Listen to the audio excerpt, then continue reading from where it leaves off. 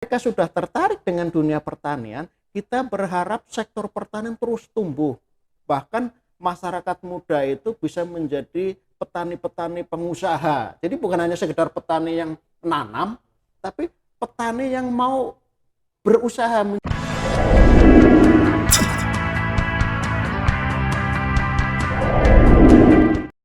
Halo kawan Balai Besar Pelatihan Peternakan Kupang, senang sekali Beta Sophia Pakpahan bisa menyapa kawan semua di BPP Kupang Media.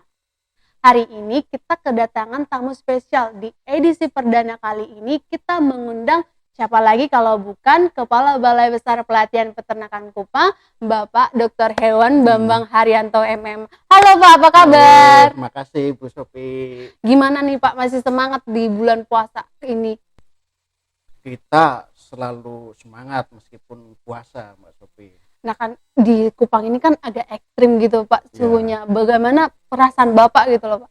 Memang puasa di Kupang sama di Jawa beda ya. Di Kupang rasanya lebih panas.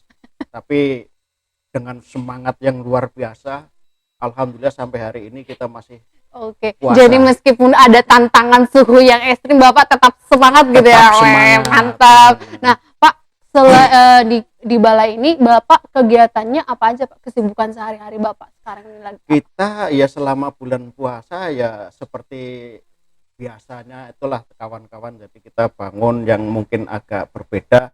Kalau subuh tengah malam jadi terbangun sahur terus pagi berangkat ke kantor yang jadi agak lebih siang, yang tadinya jam 7:30 sudah harus absen gitu pakai sidik jari, sekarang jadi jam 8.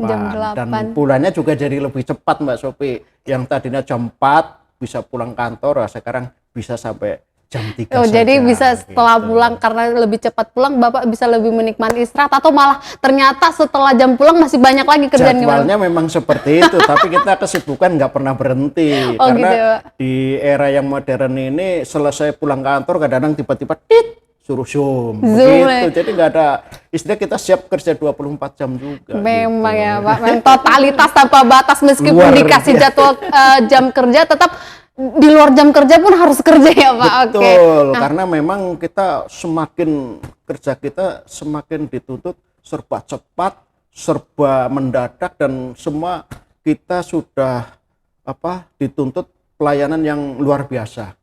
Ngomong-ngomong nih ya Pak, kita nih banyak di luar sana tuh yang mau tahu, dan masih banyak ini di luar sana tuh penasaran banget nih, Balai Besar Pelatihan Peternakan Kupang itu apa? Jujur nih Pak, saya pernah naik, saya arahkan ke balai ini, terus mereka, oh ada ya kantor di sini. Saya tuh pengen dunia luar juga tahu gitu loh Pak. Balai Besar ini Mbak Sophie ini. Balai Besar itu apa? Balai Besar namanya udah Balai Besar Pelatihan Peternakan nggak tahu. Aduh. Jadi intinya begini Mbak Sophie. Balai Besar Pelatihan Peternakan itu memang itu adalah unit pelaksana teknis. Memang kita adalah pelaksana dari Kementerian Pertanian. Jadi yang ada di daerah, yang tugasnya memberikan pelatihan-pelatihan kepada masyarakat, baik masyarakat sebagai pegawai maupun masyarakat biasa, petani peternak. Jadi kita memang melatih mereka begitu. UPT pelatihan ini di bawah naungan apa ya Pak? Kenapa? UPT pelatihan ini di bawah naungan apa? Kita di bawah Kementerian Pertanian. Kementerian Pertanian, kawan semua. Jadi kawan semua, Balai Besar Pelatihan Peternakan itu ada di bawah naungan dari Kementerian Pertanian. Jadi nanti kalau kawan semua datang ke sini jangan heran, ada kantor yang bagus di Nolbaki ya. Keren.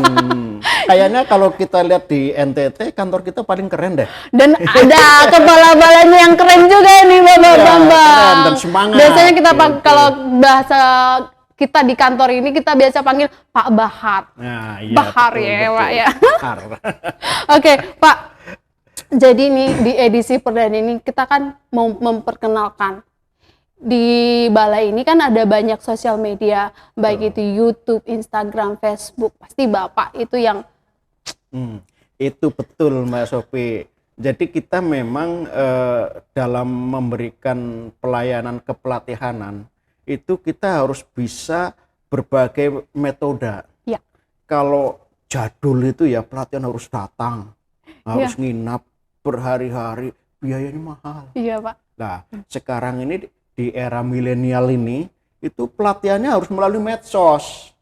Nah, salah satunya inilah kita bagaimana kita menembus batas ya, jadi menembus ruang dan waktu, kita memberikan pelayanan terus kepada masyarakat 24 jam tanpa henti melalui kegiatan-kegiatan seperti yang kita lakukan ini. Begitu. Jadi Balai Besar Pelatihan Peternakan Kupang itu nggak mau ketinggalan Nggak tren mau ya Pak? ketinggalan, Harus ikut tren. harus Ada apa ya? Mau perkenalkan lewat media, oke. Mau perkenalkan lewat flyer, oke. Ya Pak, benar. Gitu, jadi kita semangat. Nah, podcast ini tuh Bapak dan tim tuh kira-kira udah menemukan belum nama? Nama kan ini nih sebuah apa ya, sebuah media, sebuah sosial apa, mau perkenalan gitu pasti harus ada nama yang tren gitu, yang viral gitu. Istilah sekarang viral gitu ya Pak. Memang udah kita nemu belum Pak? lagi mencari-cari, kemarin kita coba apa yang pas, tapi pada suatu diskusi menemukan sebuah kata yang barangkali ini bisa menjadi sebuah menarik perhatian begitu. Nah, itu kemarin usulan dari kawan-kawan ada yang menyampaikan bagaimana kalau kita beri nama Baper Podcast. Baper? Iya, Baper? iya. Bapak iya. suka Makanya baper gitu? Saya sendiri juga perasaan itu. Oh, namanya baper gitu Pak? Gitu. Tapi begitu. Maknanya kayak agak negatif gitu loh. Nah, baper, betul. Jangan baper gitu Pak. Gimana sih? Terinspirasi. Betul. Nah, baper. Coba Bapak jelasin baper itu apa? Rupanya di balik kata yang mengandung penasaran buat seperti Mbak Sophie tadi, penasaran kan? Iya, baper. Rupanya kayak saya katanya Sedih, suka baperin gitu, suka baperan gitu. Kesannya gimana? Tapi justru itu daya tariknya. Iya, gitu. iya, Jadi disitulah daya tariknya. Baper itu rupanya itu ada dari bahasa NTT gitu. Jadi baomong. Baomong Katanya. Jadi baomong pertanian. Peternakan, jadi oh, maknanya nggak jadi negatif doang ya Pak. Jadi baomong pertanian peternakan. Oh, oke. Jadi keren kan? Nah, gitu. Nggak pikiran sih Pak. Kan kalau baper biasanya, baper gampang banget sih dia baper gitu ya Pak. Betul. Sedikit-sedikit baper. Iya, jadi konotasi negatif Pak. Bagaimana konotasi negatif itu justru menjadi daya tarik, penasaran seperti Mbak Sophie tadi kan. Nah, jadi orang-orang kalau misalnya ke Balai Besar itu ayo baper gitu. Mbak omong pertanian peternakan ya Pak. Jadi di versi kita seperti mengajak semua orang di sini tuh mengenal pertanian peternakan gitu ya Pak. Mantap. Sasaran podcast ini tuh kira-kira Bapak membayangkan itu sasarannya siapa aja gitu? Yang namanya medsos itu kan kita menyasar semua masyarakat ya. Tapi kan masyarakat kita yang banyak menggunakan medsos itu kan kebanyakan kaum milenial ya. Makanya kita sebagai lembaga pelatihan kita cobalah masuk ke segmen milenial. Tapi sesungguhnya yang namanya medsos tidak ada batasan begitu, mau orang yang sudah senior atau yang sudah tua sekalipun ya, kalau kita memang sering bermain di medsos bisa buka kita, bisa buka medsos kita, bisa mengikutin baper gitu ya. Iya. Terus kan itu sasarannya anak-anak milenial, bahkan mungkin zaman bapak-bapak, ibu-ibu yang zaman generasi Z berusaha untuk milenial gitu ya Pak. Itu sasaran Bapak gitu ya Pak ya. Nah, betul. Harapannya itu Bapak mau gimana ke depannya gitu? Jadi begini Mbak Sophie, semakin banyak orang yang omong-omong tentang pertanian, semakin pertanian itu dibahas, artinya mereka tertarik dengan dunia pertanian. Nah, kalau mereka sudah tertarik dengan dunia pertanian, kita berharap sektor pertanian terus tumbuh. Bahkan masyarakat muda itu bisa menjadi petani-petani pengusaha. Jadi bukan hanya sekedar petani yang menanam, tapi petani yang mau berusaha menjadi bisnismen, jadi berjiwa entrepreneur.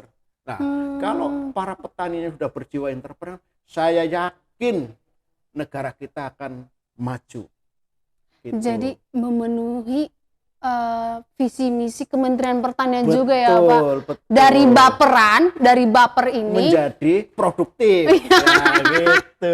Bener. Jadi kalau misalnya semakin sering dibaperin, semakin sering kita omongin Iya. petani, maka semakin akan kita Semakin lakukan, tertarik. semakin produktif, dan petani kita semakin sejahtera. Gitu. Tujuan Keren, kan? akhirnya ya Pak, tujuan akhir dari baper itu adalah untuk produktif, meningkatkan kesejahteraan, kesejahteraan. meningkatkan produktivitas, begitu. Sehingga Wah. negara kita secara tidak langsung akan daya tahan dari pangannya cukup. Sehingga secara tidak langsung pertahanan negara sangat kuat kita. Oke, Gitu. Bapak masih punya kesan dan pesan nggak untuk sobat? Jadi sah nggak nih sih Pak, kalau misalnya kita panggil kawan baper atau sobat baper nih Pak, teman-teman berikutnya?